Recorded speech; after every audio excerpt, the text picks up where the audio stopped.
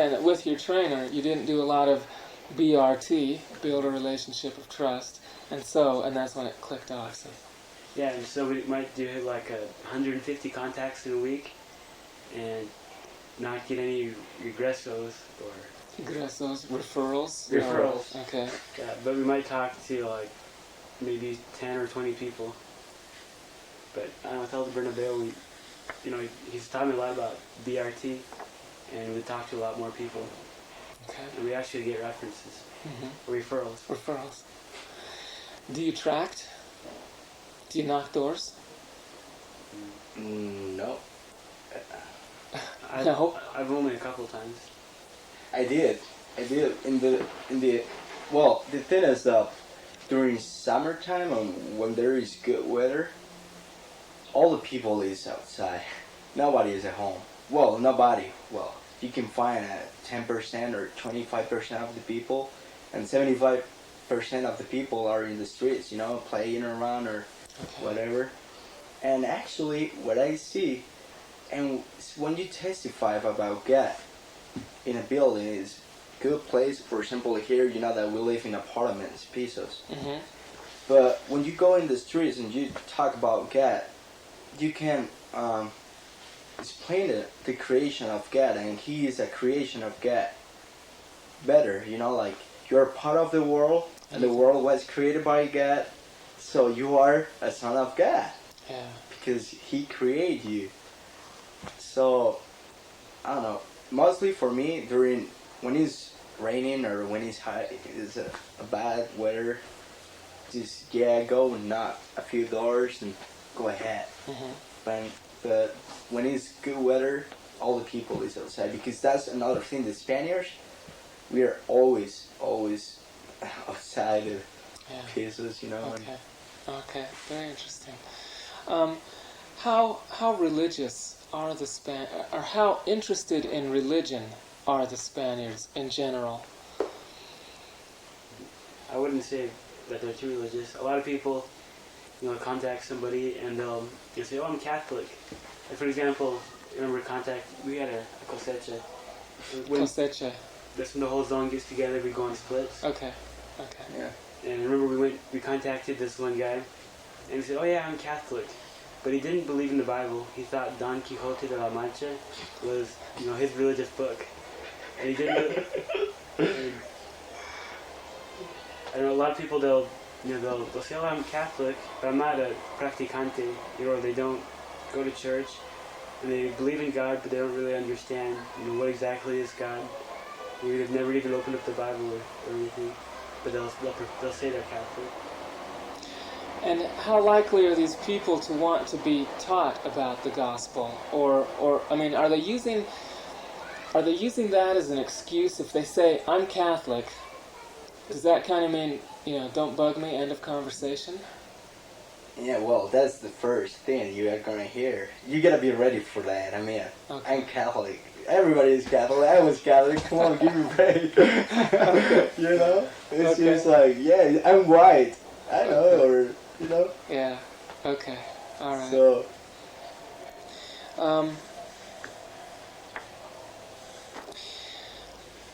What about teaching? What's the hardest thing to teach Spaniards? Are there some principles that are more difficult than others, or does it depend on each person?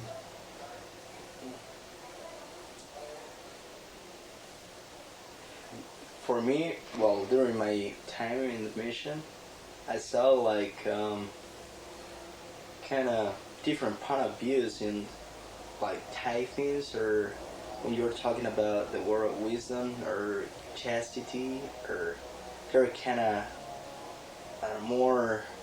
Well, some people are more receptive to hear those things because they're ready.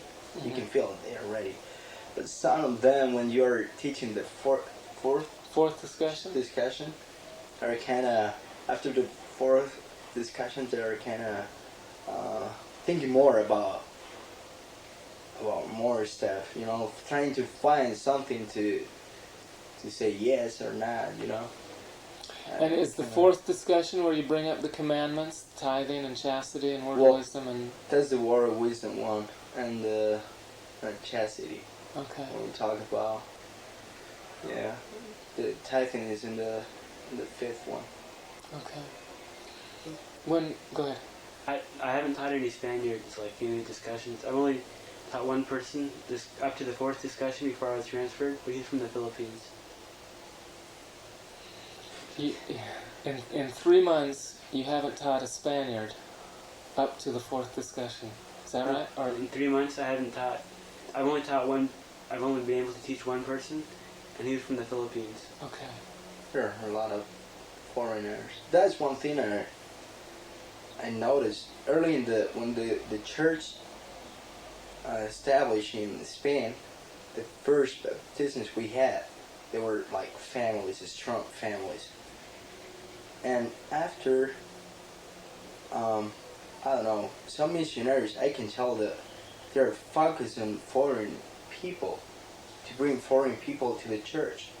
Because if you talk to them, they're going to tell you, the missionaries in general, well, if you contact with a person from South America or other part of the world, they're going to be more receptive.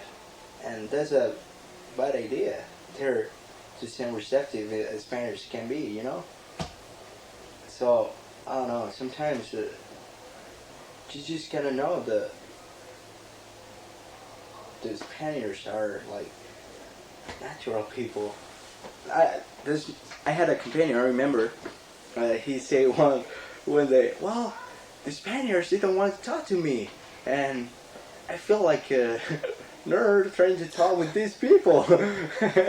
And I was like, no, look, they love you, they want to know about you. I was trying to help him a lot, but he was like so negative in that point, you know, it's thinking to see a black person, or he was ready to focus on missionary work, but just foreigners, not Spaniards.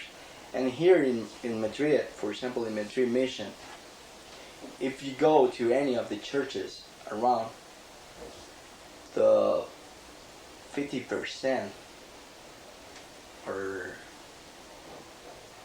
45%, not real like that, are foreigners, are from South America, are from other parts of the country. So, Wait, I remember now that I did teach it. Well, I was able to teach a Spaniard. I didn't just on the second discussion, but him, and like I've noticed a lot of other people who listened to my first area that we taught the first discussion on the street. They had a hard time with the concept of praying, that you can actually, talk to Heavenly Father. Did they want to say the Lord's Prayer or the Rosary? I mean, is it the memorized prayer? Is that what you're talking about? Yeah, or they had a lot of like doubts or concerns about just praying. I don't know if it was because of the Rosary prayer. Maybe because I think the Catholic Church teaches a lot. They're not necessarily about like praying from your heart, but just like giving off a recipe or something. Yeah. You must know those prayers. yeah, Right? I know. I remember. I still remember. Okay. Yeah.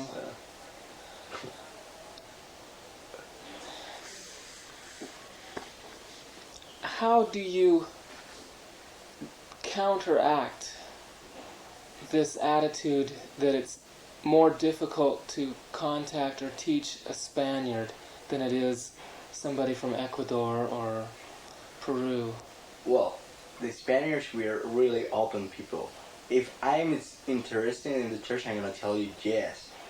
But if I'm not, I'm going to tell you no. I'm not going to say, well, no, hey, yes, I want to hear.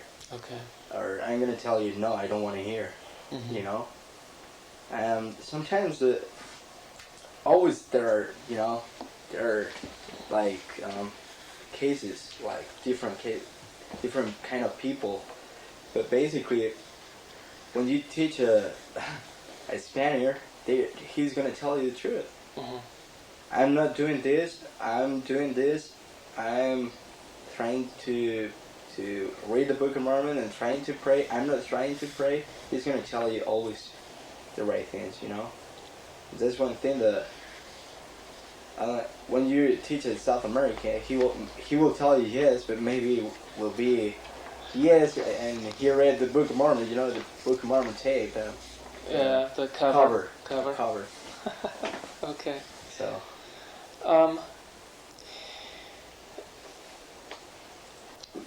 This is kind of a question that I'm very interested in, but I'm not sure if you'll be able to answer it, and that is, to what extent does Spanish culture affect the way people respond to you as missionaries, let you into their homes, listen to the discussions, and become members of the church? In other words, does Spanish culture have a positive or a negative influence on the way the people respond to you? That's a good question. The thing is that in Spain we have different cultures. Even in Spain, wherever you are, if you're from the south, from the north, you can see different ways to live. Mm-hmm. And there are many different, small, different things, that you can see even in the talk. They speak another language also. Is it The Catalan? Yeah. Uh-huh. Uh-huh. So, I don't know. It's just the gospel can break the culture system. There is no problem with that. I don't think there is a problem with it. Does culture get in the way? Not at all. It's just make it stronger. Like, that depends what you say about culture. For example, a lot of people think that culture here in Spain is like Catholic. The Catholic has been here in this country for many thousand years, And the thing is that they think that the Catholic Church is just culture. If you take away the Catholic Church, goodbye culture, and that's wrong. Mm-hmm. You can live with your culture, but you don't have to be a Catholic, Mm-hmm. So, I don't think there's a... When you are in the transition Mm-hmm. to becoming a LDS, you think more about your own culture, what you are, what's your position in the life, what you can do around your people, and everything. And I guess that ¿cómo se dice? Forms a person, like the strength, Strength? yeah, Uh-huh. I don't know, but it's just makes you to see different point of views inside your culture. It's not that you see just the Catholic Church like your culture. It's just you see like the musical, the cultural, the any kind of stuff. Okay. What about your perspective on Spanish culture, being an outsider looking in?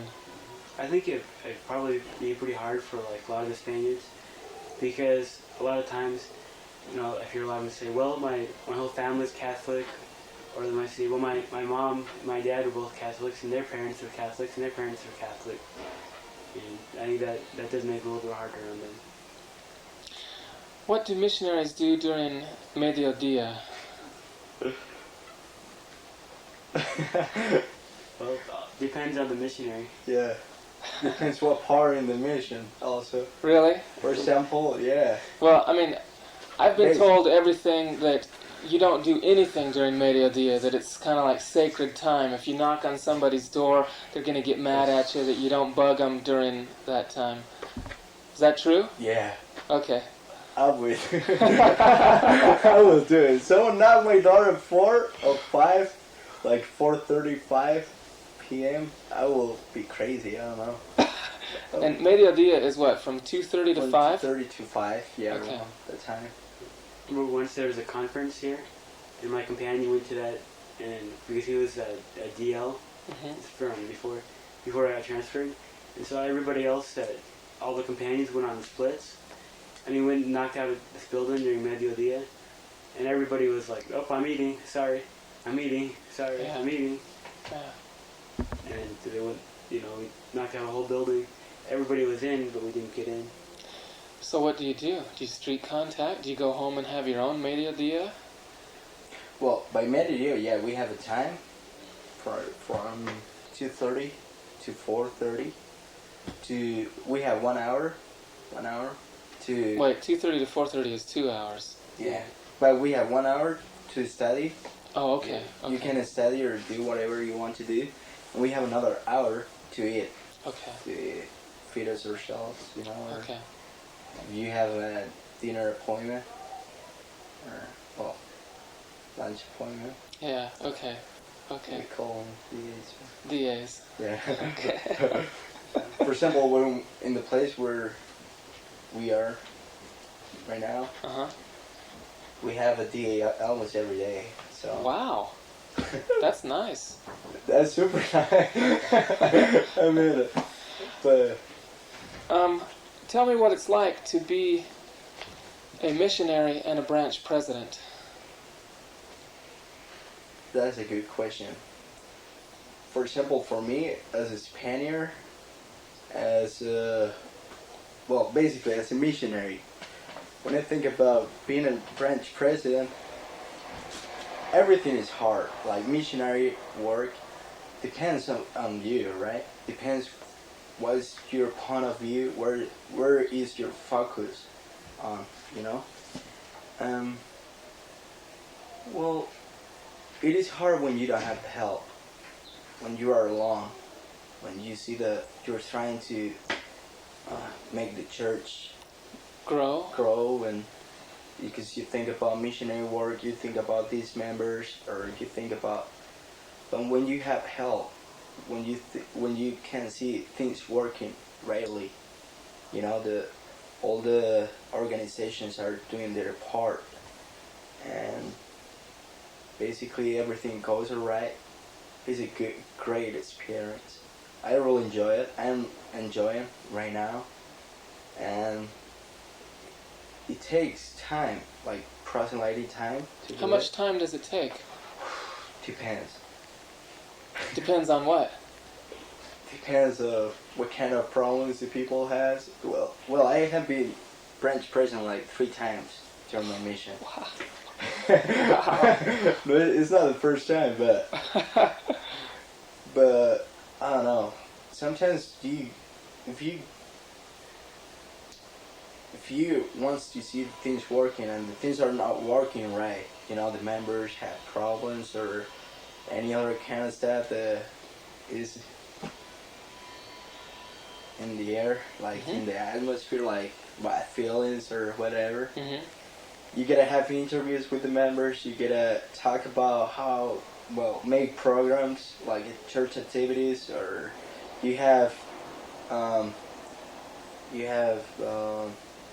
conference like branch president. You gotta go to the district to have the capacitation training. Yeah, training. You gotta have a training every month. Who trains you? The district president? District president. And so basically it takes you time. Mm-hmm. Mm-hmm. It takes you time. That's why, I mean, we cannot work as much we want sometimes. But the thing is that when you are branch president and you are doing right, the members can take your example and say, "Hey, I want a church going like that. You know, I want to feel the spirit inside." And do you have counselors? yes. Are they? No. No. Are they Spaniards? Native. Natives. Okay. And is your job to work yourself out of a job to make it so that the next branch president will be a native and not a missionary? Well, right now the mission, I guess, is thinking to transfer a couple, because I will end my mission by next month. Oh, okay. So the thing is, they're thinking to move this old couple, to be branch president, you know. But the thing is that inside the branch right now there is a bad feeling, because they think that they don't need a missionary, or they don't need foreigners or to tell them how they can do it, because that I'm working with that so bad, because they think that they can do it by themselves. But they gotta learn how to do it better. They can do it, yeah. They can. I'm sure they can do it, but I don't know. When you're a missionary, and you're a branch president, or you're inside the organization, you can tell when the church is moving. Mm-hmm. Mm-hmm. You know, there is a transition. There you can see the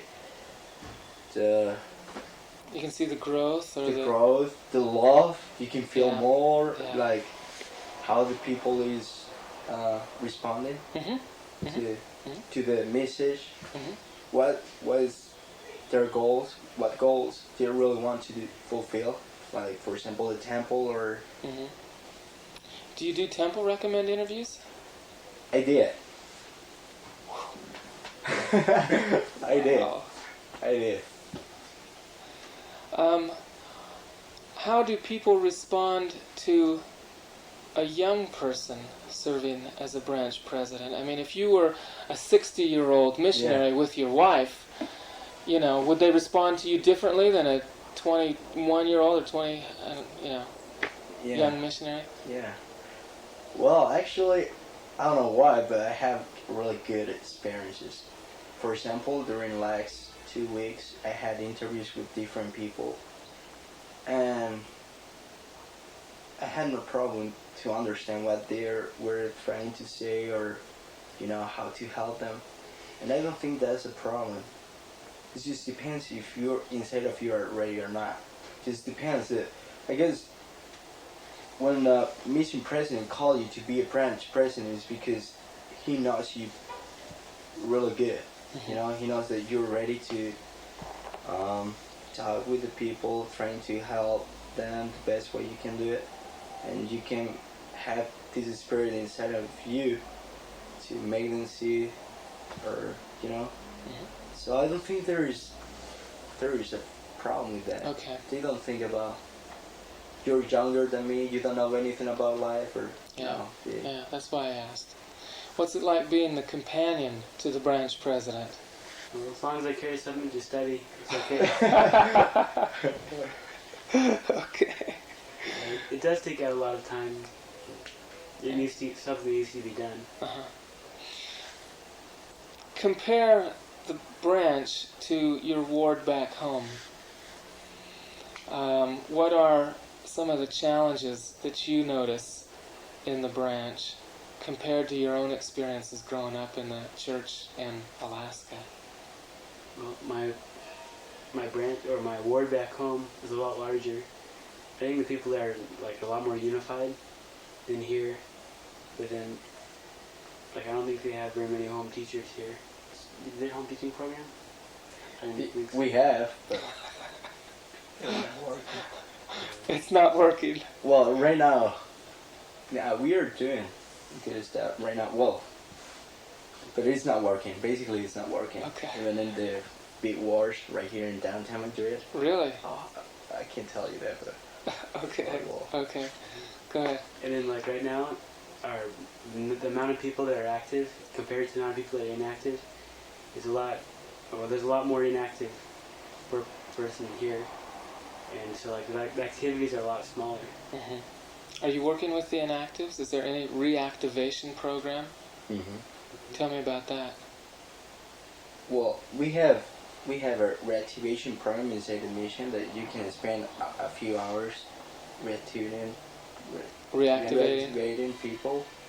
The president does allow you a few hours per week. Yeah. But if you're a branch president, then certainly you would need more than a few hours, right?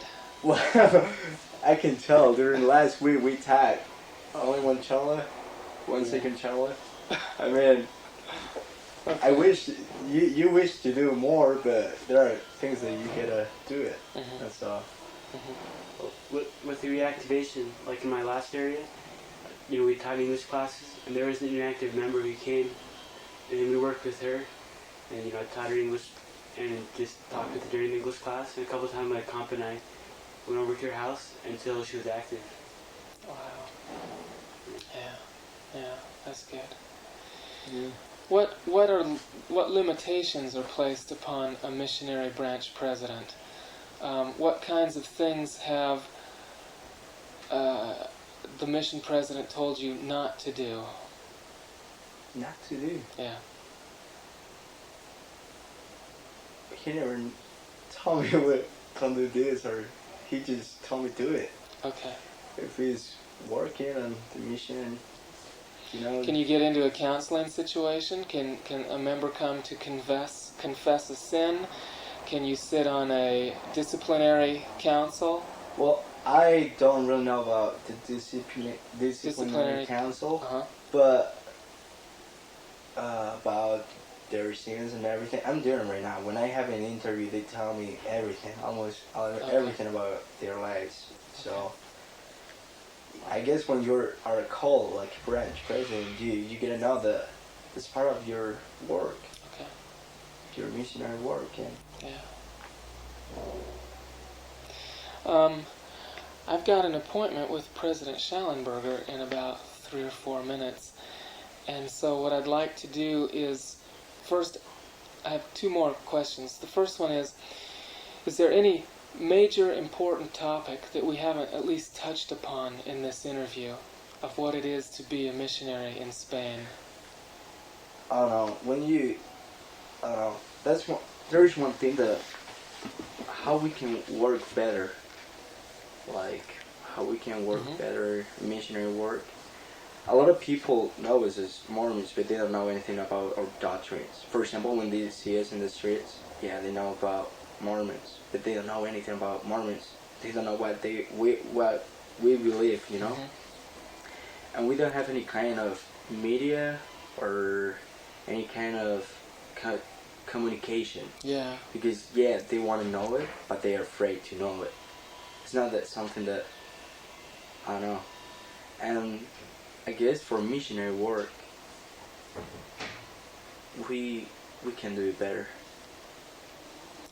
That having publicity would, if more people knew the doctrine through the media, that would help you? Tons. Okay. Do you see any of that when the ground was broken for the temple? You were a missionary at that time, right? Yeah. What happened? Was there press coverage? Well, yeah, the media work really good. They did a really good job, but still they don't know anything about the Mormons. Okay. You know, the Mormons they are here. They say the Mormons are here, but who are the Mormons? Who are they? I read an article about Mormons, what it said, and it had a picture of the missionary singing. And it talked about like an army going out and conquering people. Yeah. It's pretty weird. Not a good impression, huh? Yeah. Yeah. And it didn't say an army, it said an American army. Oh, wow. Yeah. Okay. My last question is sort of along the lines of your own personal reaction to being a missionary. And I think it's interesting that I have a native who's on his way out and an American who's on his way in. And so I'd like to ask each of you the same question. What does it mean to you personally to be a missionary in Spain right now? Who would like to go first? Go for it. I love it. Seriously, it's the best time in my life. And I cannot describe how blessed I feel. I cannot tell you what a great opportunity I had, and I have right now. Not only to serve the Lord, but to know more of my people, the people in this country, to be an ensign to the nations, to let them know that this is not an American church, this is a worldwide church, and that Jesus Christ is alive. It's fantastic for me. Oh.